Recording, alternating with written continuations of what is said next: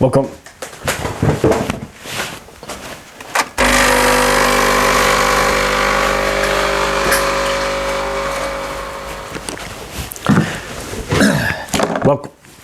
Welcome back to my garage.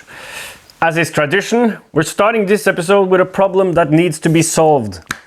And we're optimistic about it giving results. Like we always are. Less clearance for the rotary valve. I screwed up when I've screwed up a bunch of times with that rotary valve assembly, and the current problem is too much clearance because it was binding in other places than the screws for the driver was binding, not the valve itself, and it led me to believe there was too little clearance, but actually there's too much clearance for it to work properly. Let's investigate.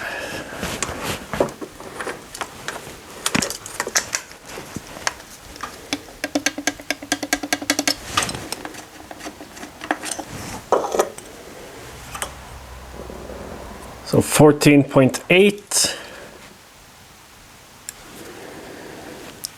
12.1. So there's 2.7 millimeters of clearance here, and the valve is 1.6 millimeters thick, which means there's 1.1 millimeters of clearance. And we need it to be like 0.4 at most, which means we'll have to add 0.7 millimeters to this surface or remove 0.7 millimeters from this surface. Removing 0.7 millimeters from this surface is impossible without taking the whole engine apart and mounting the one case half in the middle. I want to avoid that, for now at least. We also need to flip this driver so the screw heads is on, because it's supposed to sit this way, but then there's not enough clearance for the screw heads in the bolt heads in the cover. There is clearance for them when the valve is flipped, but then the timing will be wrong. So I'll have to take this off and flip it around. I could take 0.7 millimeters off this. It's 2.2 now. It would end up being 1.5.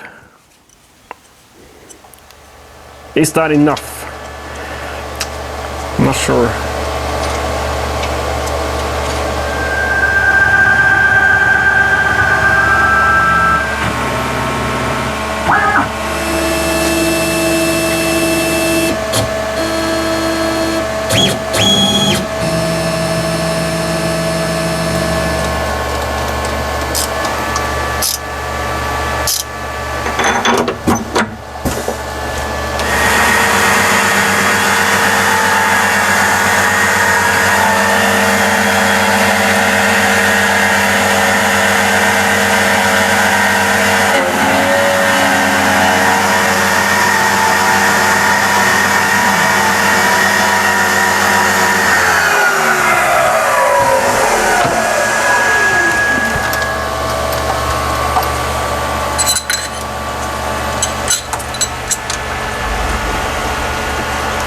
I actually think this is acceptably thick for what it is and should work fine without backing.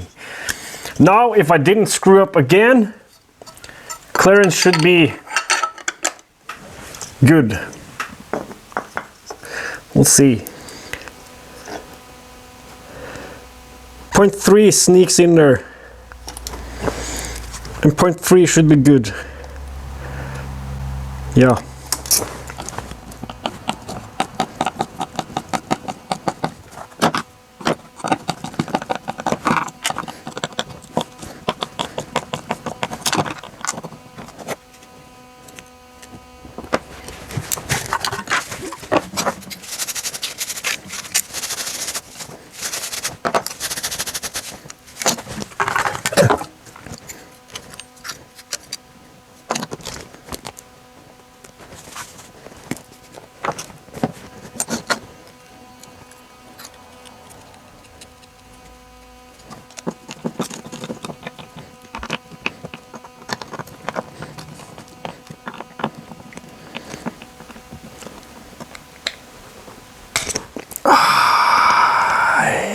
Yeah.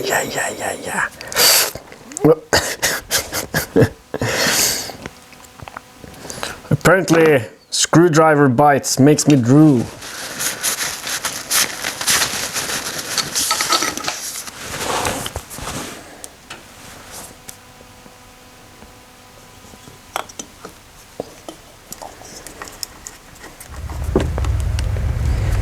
Okay, we'll start it up, and if it runs fine now, we'll end the video there. So this video won't end in tragedy, like so many of my videos have done before, videos. And I've said this so many times before too. Probably tragedy, we'll see.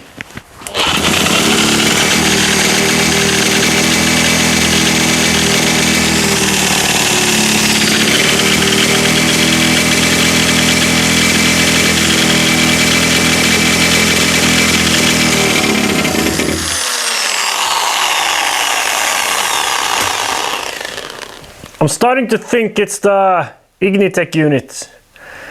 Like, this is so weird. There's nothing unconventional or wrong with the engine now. Everything is just normal. I'll try giving it a lot more advanced, and maybe that's it. Let's just let it sit at 30 degrees.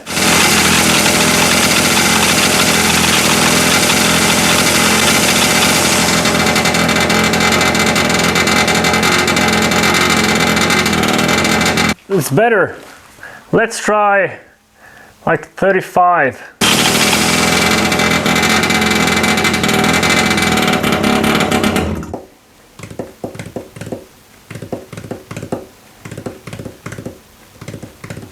This is starting to make me feel like a complete idiot, because I really can't understand what's going on and why it doesn't work. And just sitting here thinking about it doesn't really make for a good video.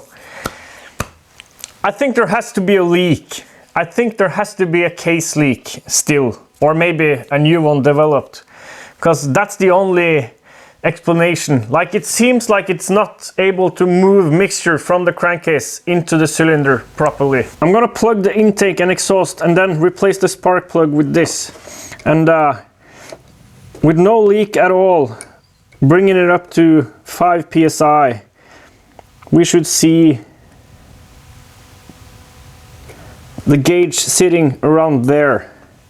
So here's a complete leak, and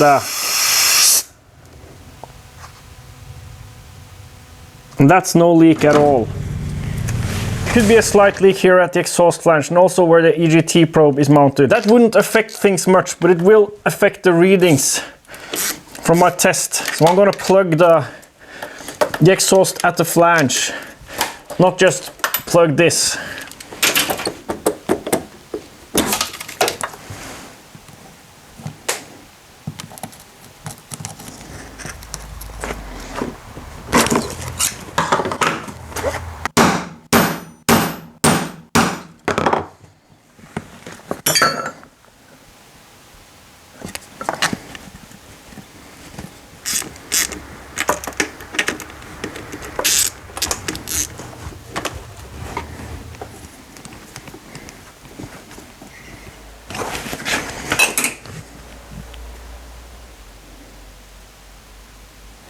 So 5 psi.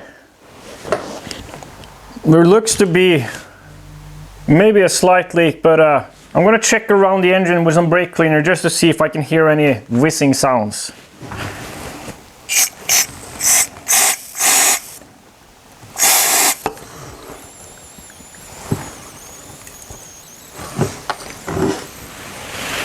I can hear it leaking, and I can also feel the leak with my eye.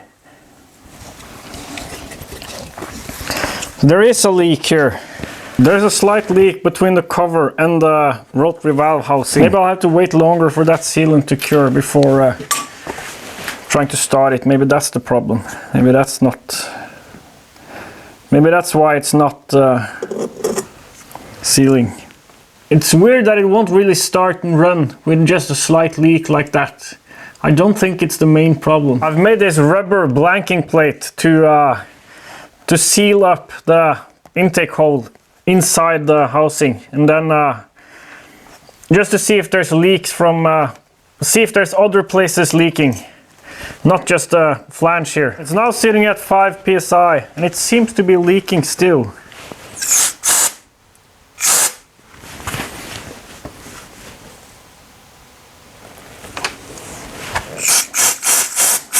Or maybe not.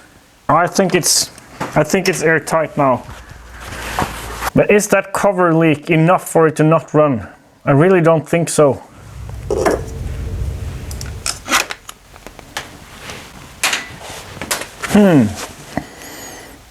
Indeed.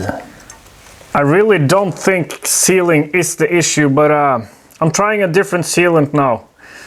Motortetning. It's an engine sealer. It's meant to be applied to one surface and then sit for 10 minutes. And it hardens at about 60 degrees Celsius. So I'm going to heat it up with a heat gun for hardening purposes.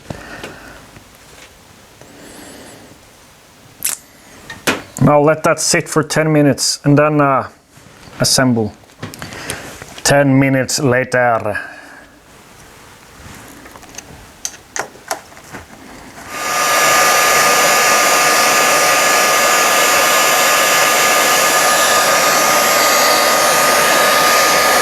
So maybe, just maybe, this was it. That slight leak, that was our problem. We'll see. I'm not going to start it up now. I'm going to let it cure until tomorrow. And then, first thing tomorrow morning, we'll start it up. And crossing fingers. I have my doubts though. I'm honestly running out of ideas for what's wrong here.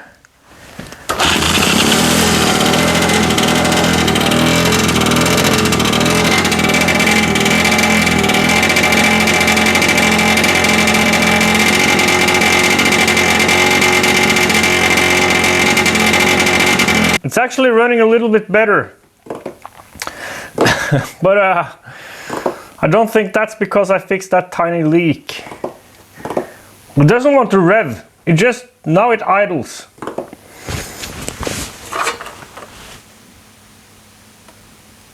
I'll have to hook up the coolant system because I can't keep playing without coolant.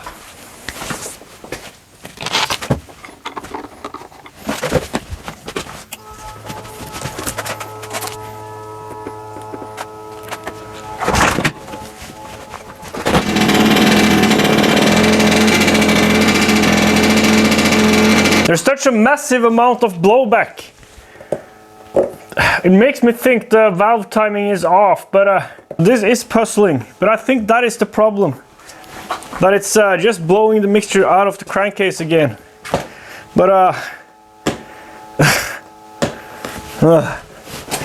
I removed the expansion chamber. Maybe there's like pulses at really low RPM destroying things.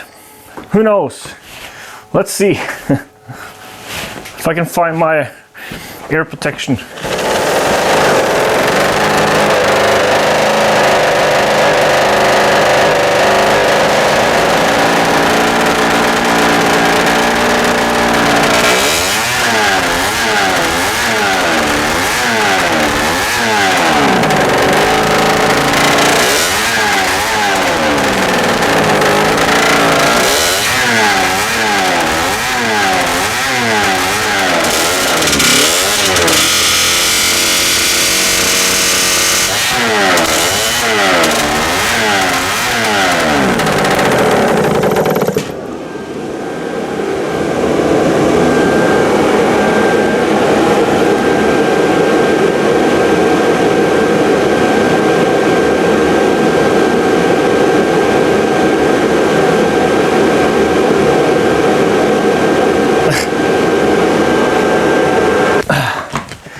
I have two reactions.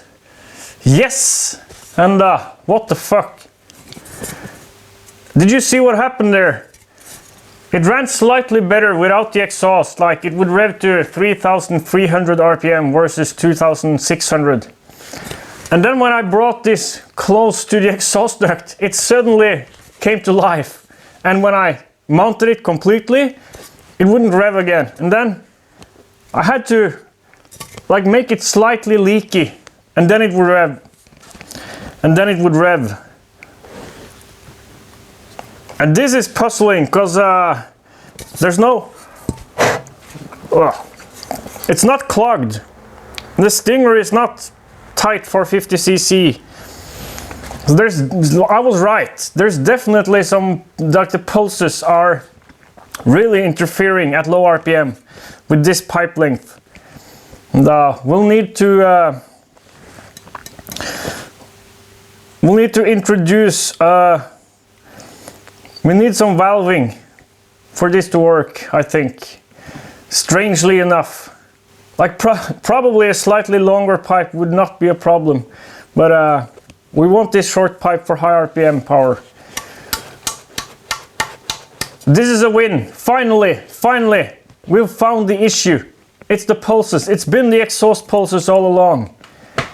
After all these years, all these failures and failed attempts at fixing things.